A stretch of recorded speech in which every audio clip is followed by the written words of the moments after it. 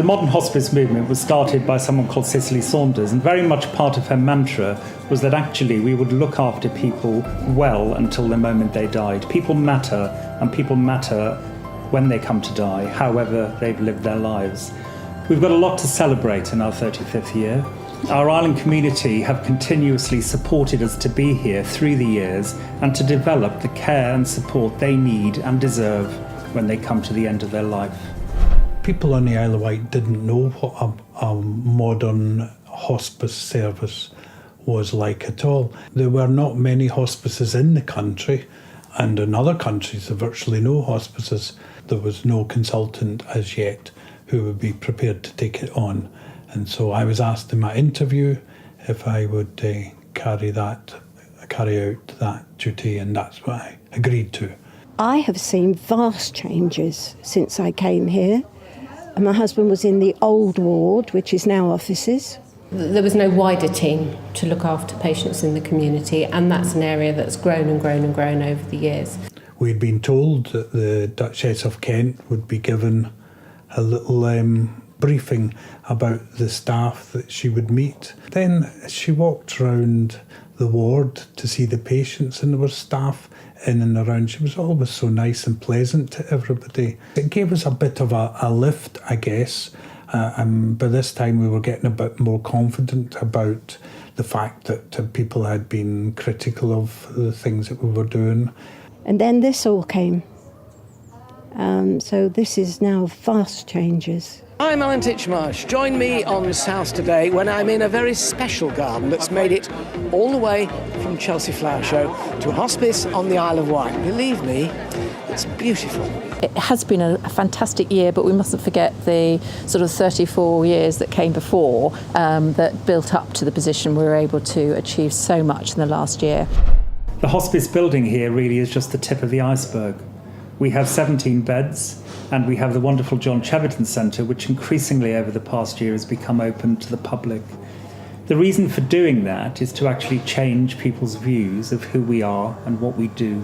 We knew this place as an old people's hospital, and so I was reluctant to come here. I was one of these, people that thought, that's it, going to a hospice. Walked in here, and it couldn't believe it. It was like a 5-star hotel, and I thought, what the hell is all this about? I learnt the difference when I came to the John Cheverton Centre, and it's not like that at all. And I came just for the one day, and I enjoyed it so much. I said, can I come back another day? And they said, yeah, and I've been coming here ever since. A project's underway on the Isle of Wight to try to demystify what can be a difficult subject of end-of-life care. And it's been working with children who now have a very different perspective of what a hospice is like. I thought it'd be sad and dark, but when I got here it was actually nicely lit up and everyone was happy, all colourful. That was my idea of a hospice, that was the place you go to die, but it's not. It's one of the most amazing places for people who don't have as long a life as they should. And I just love coming here, it's so fun. I mean, I've gone home from here in the afternoon and my sides have been aching because we've laughed so much. Here at the centre, enjoying the activities there and making some really lovely friends. After their tour, very different words came to mind. Loving, amazing, fun. The island now is accepting more of what the hospice is. There's always something to do. A lot of people have no idea that the public is welcome here. It's not death and gloom, it's fun and laughter. Yeah, the lovely stuff. Couldn't be better. She's now my own sister. I manage the whole of the inpatient unit. I'm also in charge of a selection of patients, so we developed a service of nurse-led, so I now look after my own patients. All the staff want to be here. It's not just about a job, it's not that we're here because we need the money, obviously we all need to earn money, but I think the first choice is that they want to be here. This is a speciality. I couldn't want for a better place to be looked after. Just ring the buzzer and there's a nurse there to help me. Get me into bed, out of bed. I don't feel like a patient, I feel like a person. Doesn't that mean it's so powerful, isn't it? Just recently I won the International Journal of Palliative Nursing Nurse of the Year Award, which was really, I felt really privileged to do that because it wasn't about me, I think it's about us. You can't win that without a good team. When I walk in the door, I smile. It's just a beautiful place to be. We talk about dying because it's inevitable for everybody, but actually we think about what we want to do for today. We've got staff here that really do a really amazing job. They love their jobs, which makes it good for all of us. I'm quite surprised that so many of us like to come to work because that's not always the case, but I think if you asked any staff, they'd all say they love to be here too. Earl Mountbatten Hospice is the only hospice in the UK that also delivers care to children within its adult unit, so that if a child, when they come to die on the island, needs a bed in an inpatient hospice, they use one of the beds here. Right back at the beginning, our daughter got diagnosed, Sophie, with an inoperable brain tumour at the age of 6, and we quickly found out that there was no services on the island for children. The hospice approached us, and from that day onwards, we put our support into supporting the hospice to develop children's services here at the hospice. We've creatively found a solution so that all of our community, whatever age and wherever they come from, can use this hospice when they most need it. We started off by setting up the rooms here, so they're multi-use rooms, so we don't take it away from adult services. Children can come here as well now. Then we've got the respite nurses that are here now, and they bring children into the hospice for respite. And obviously then the bereavement, that's the latest arm, or shall I say, of the services here, which is taken off really well. So children use our beds. We also support children and work with our island's community paediatric team to make sure that children are supported therapeutically and socially during the last months and years of their life.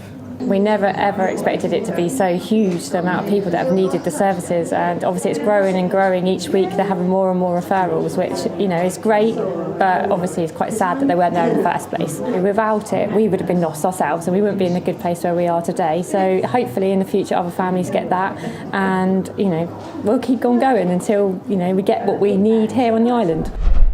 We have a crisis emerging.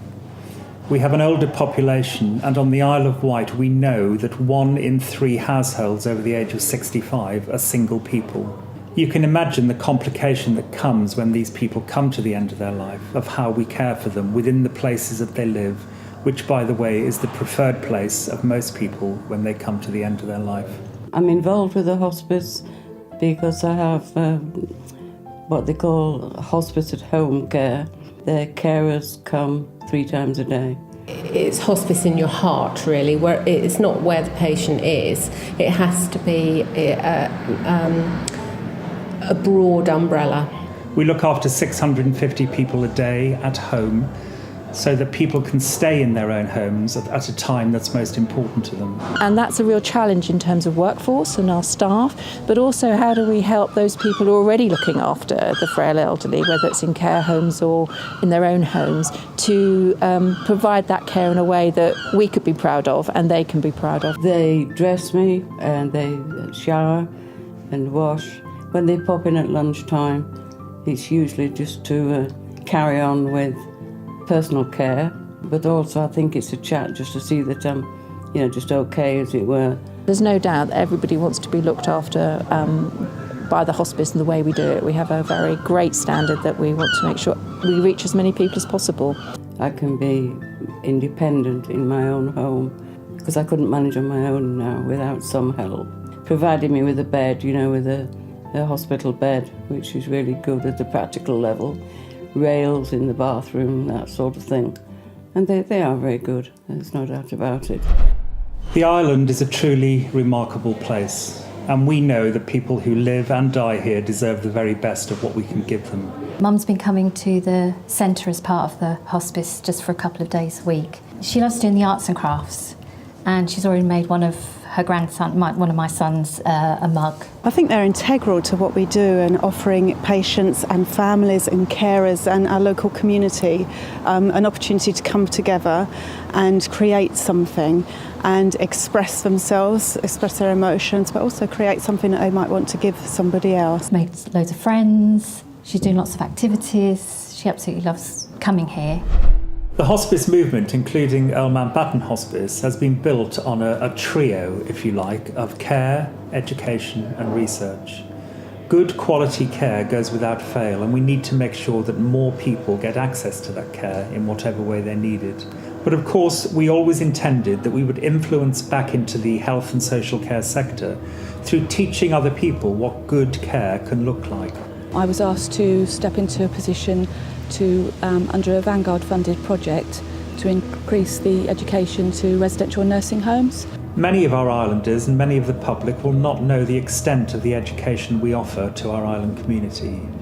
We have a programme which supports domiciliary care agencies, nursing and residential homes, our local hospital, our GPs and our district nurses.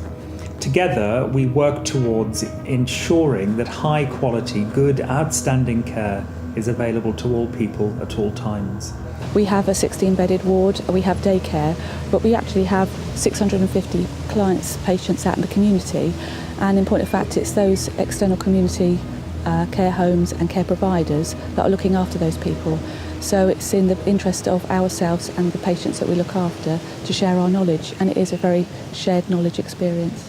I started volunteering in the hospice field in 2011, following the death of my wife in a hospice.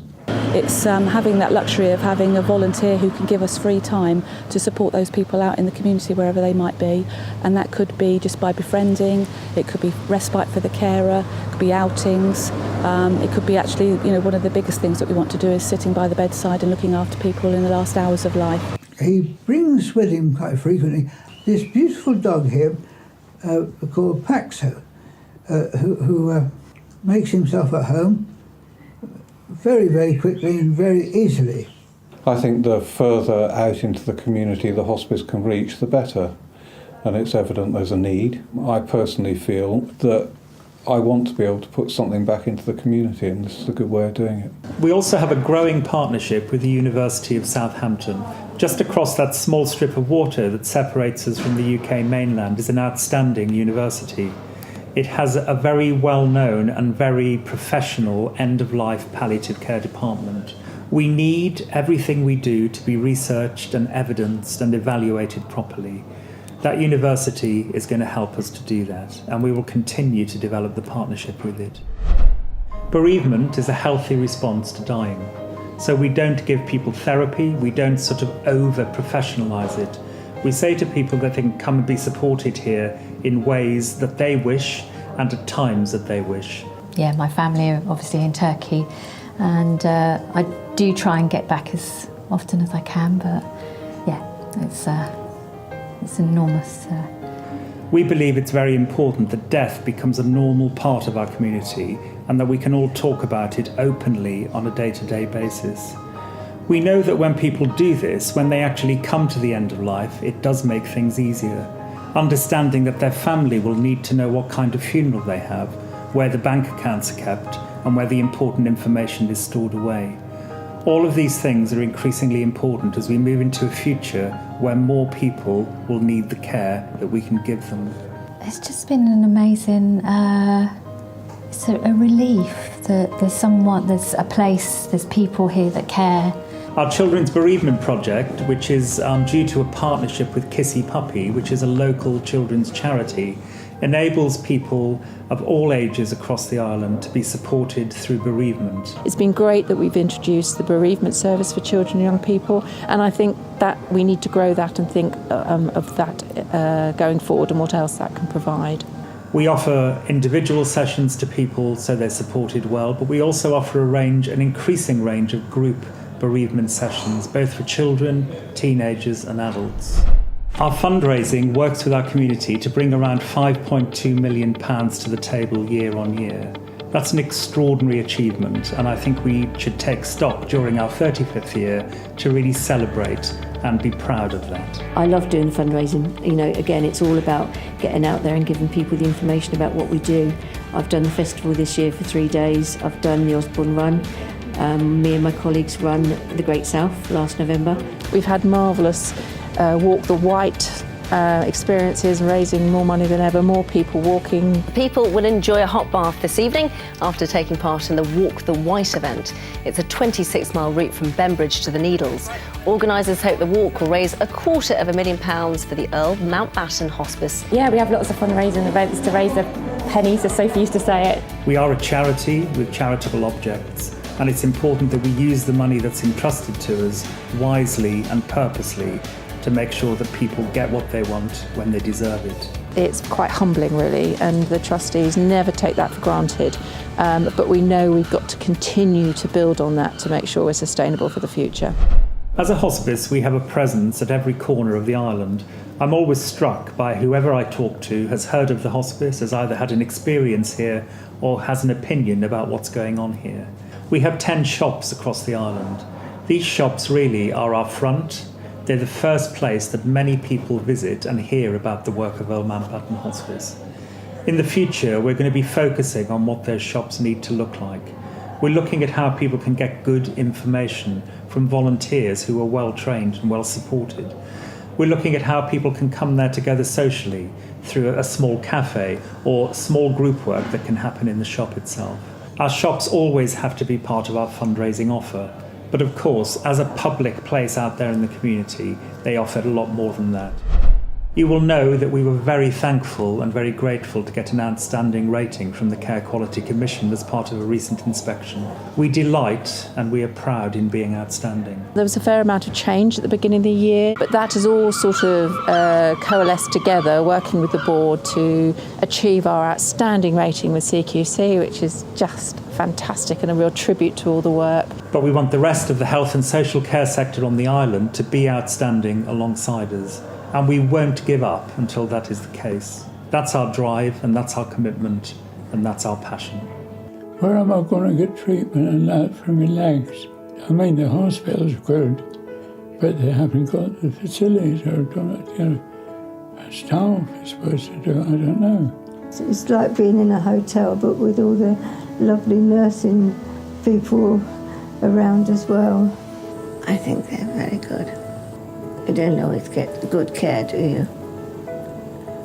And I think you get good care here. I feel enormously privileged. I've met wonderful people, patients, relatives, colleagues, the most inspiring and wonderful people, and I know that I'm very privileged to have had that career and very thankful for it. During this, our 35th anniversary, I want to salute our magnificent workforce of professional staff and volunteers, both part and full-time, past and present, who on a day-to-day basis continue to make miracles happen. Charlotte's a lovely young 30-year-old who's been with us for the last week or so. Her dream from a child has always been to get married. She didn't feel like she could do it, but we wanted to help her get to live her dream. The whole day was absolutely amazing. Charlotte smiled from the time she got up to the gone midnight, which was far beyond our expectations that she could have done. I think some was adrenaline, some was reliving her dream of being this bride in a beautiful, beautiful dress. While we was gone, the staff that were left behind didn't want to be left out, so they got to work on her room. They laid flowers all through the corridors, went out and bought double duvets, covers, all sorts of stuff, Mr. and Mrs. balloons, and they decorated the room. They're just so happy to be doing that. It was just, yep, this has got to be done. We're going to do this. And I'm so proud of them. Our aim is to ensure that people live to the best of their abilities until the time that they do die. And I think we have helped Charlotte achieve this. Chloe, her sister, her mum, Charlotte herself, they're just an amazing family that are coming to terms with the fact that Charlotte will die. All she ever wanted to do was to get married. That's why it was so important. There wasn't much time left, and to help them feel comfortable and achieve that dream, you couldn't not. It's inevitably great to be part of something that's doing well and achieving and making a contribution to that. This is the organisation that gives me something back, as well as giving something back to it. Our community is so supportive of who we are and what we do that words fail. It is a phenomenon, and that makes me very proud because of those first 10 years or so that I was involved dealing with the situations. Thank you, personally, to all of our island community for continuing to stick with us through challenging and changing times. The future will bring even more challenge and change, but we know that you will continue to stick with us through the years ahead. Thank you.